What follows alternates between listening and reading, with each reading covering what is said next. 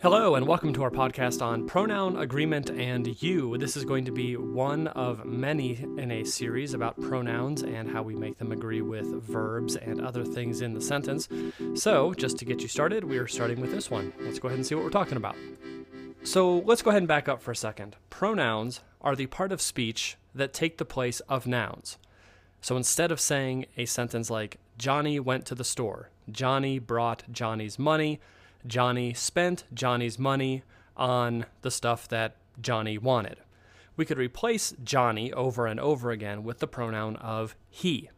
And so that is the function of a pronoun. It replaces other words, allows us to have some sentence variety, things like that. The first group of pronouns we want you guys to look at are what we call the personal pronouns. These pronouns replace specific people or items, and the key word there is specific. So we need to know who we are talking about in order to replace that person or thing with a personal pronoun. And so, to get you acclimated to the chart, if you see the horizontal rows, those go first person, second person, third person, and then the two columns are either singular on the left or plural on the right. And so if we look at that first person row, this is when the speaker is in the group. This is when we would use these first-person pronouns. So, for example, if we have a singular speaker who is speaking by himself, that speaker would use pronouns like I, me, my, and mine, meaning that the speaker is in the group and there is one of them. We can then contrast that with the column over to the right, and this is where the speaker is in the group, but it is an actual group speaking for that group.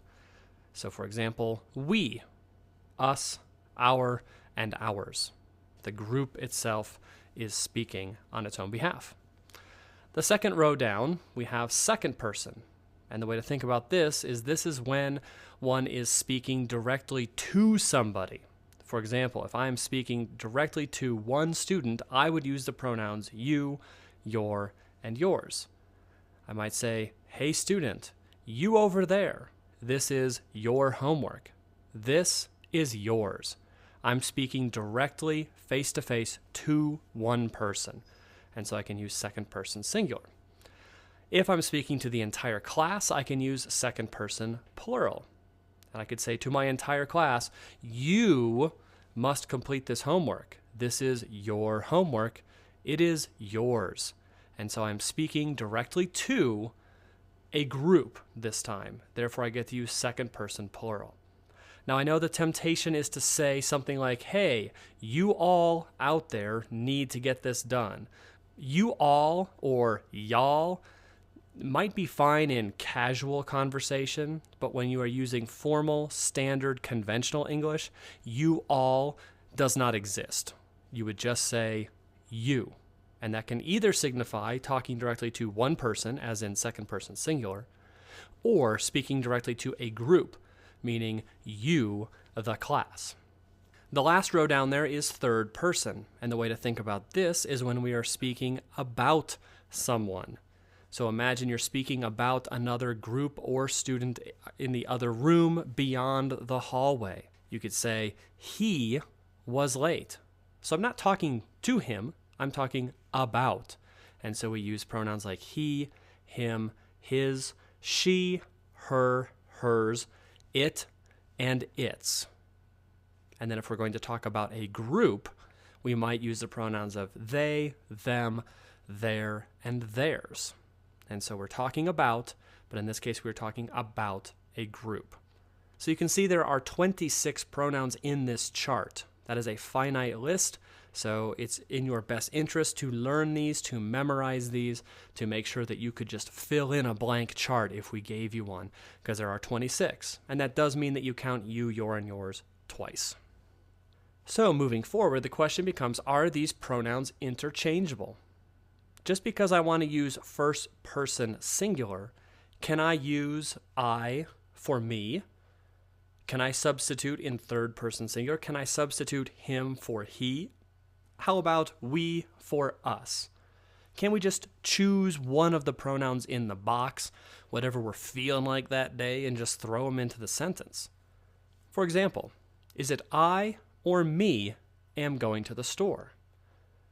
Logic would tell us that it is I am going to the store. Please give that to us or we. That's going to be please give that to us. I am walking over toward he or over toward him. And the answer is I am walking over toward him. So, there seems to be a pattern that we kind of inherently know to some extent that they are not interchangeable. So there must be rules about how one uses pronouns. They are not random. There are rules.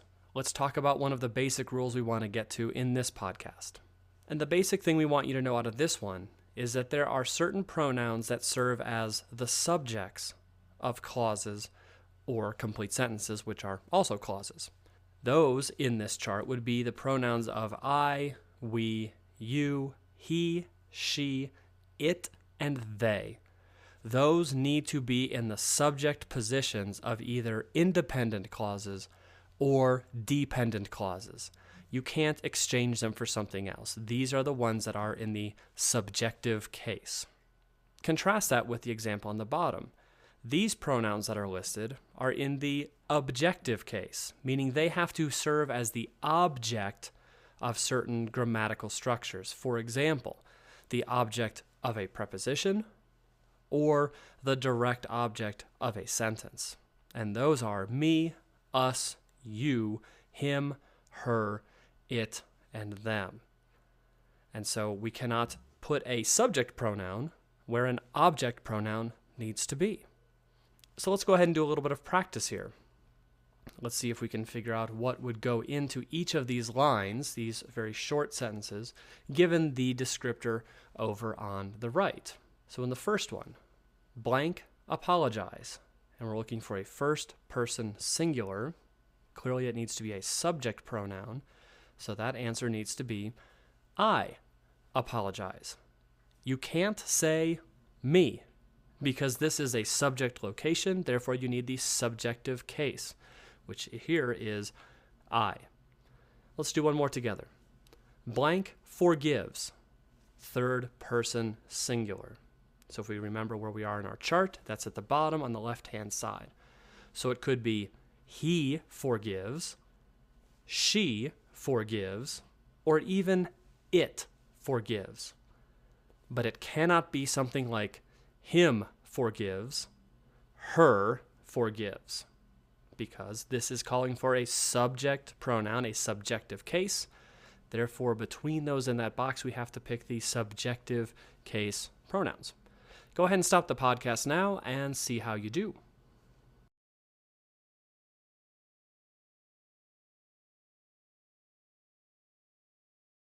Good, so let's go ahead and take a look now at some object pronouns. We'll do the first one together, and then you guys can do the rest on your own, pausing the podcast as needed. So number one, he likes blank, a first person singular pronoun. Okay, so go to the left-hand column, the top row, first person singular. It has to be he likes me. It cannot be he likes I, because in this case, we need a direct object, we need an object pronoun, and therefore we need to use the pronoun of me. Go ahead and pause the podcast now and test yourself on the rest of these.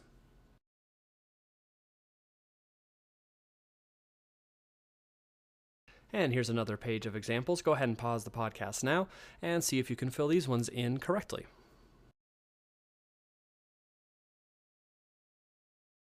Now, just to up the ante a little bit, let's move grammatically into the compound elements. So this is when we might have two subjects or two objects of some kind. Compound in grammar, if you remember, just means more than one of something. And so the structure we're going to show you is when we have compound elements that are joined with the words and or.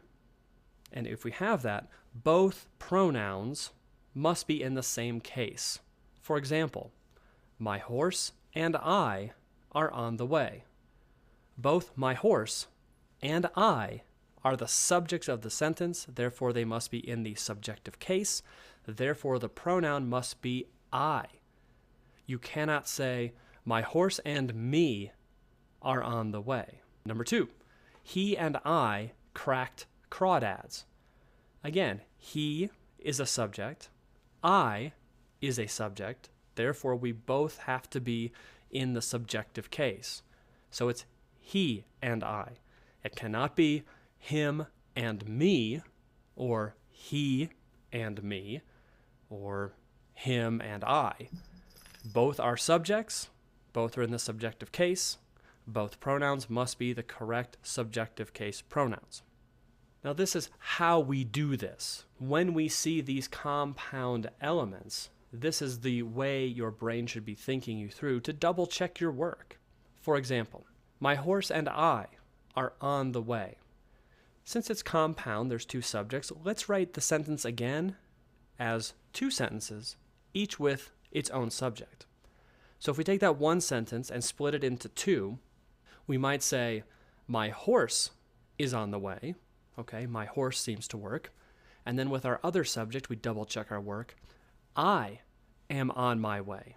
Well, that one seems to work. Therefore, my horse and I are on the way is the correct usage of the pronoun.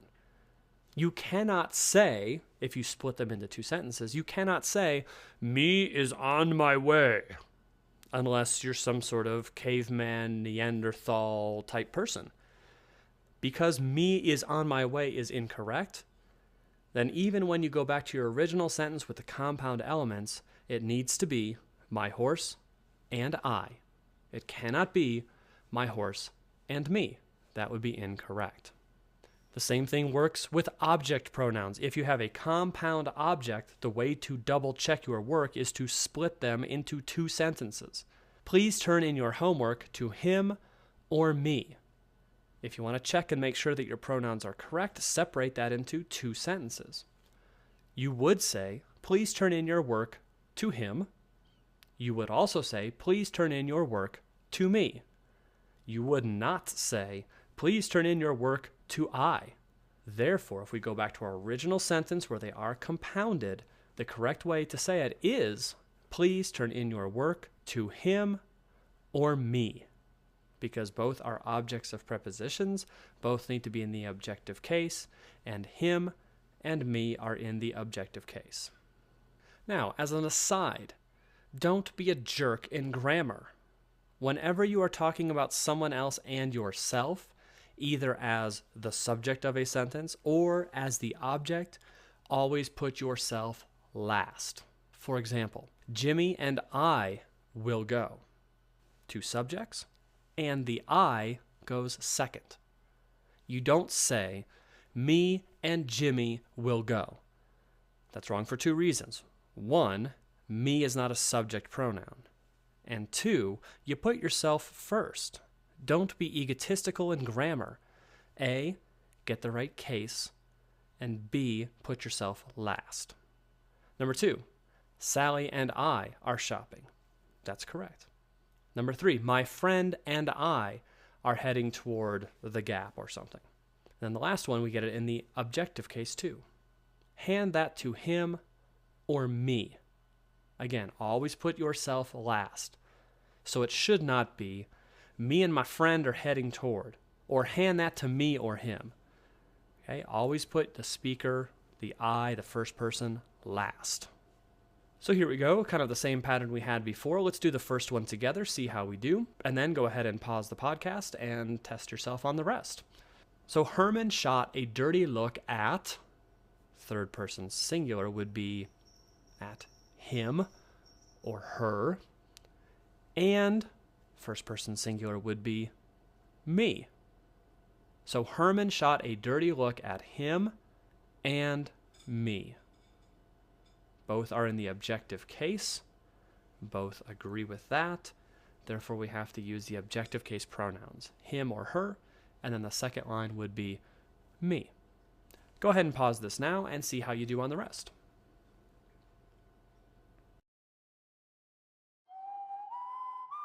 That's about it.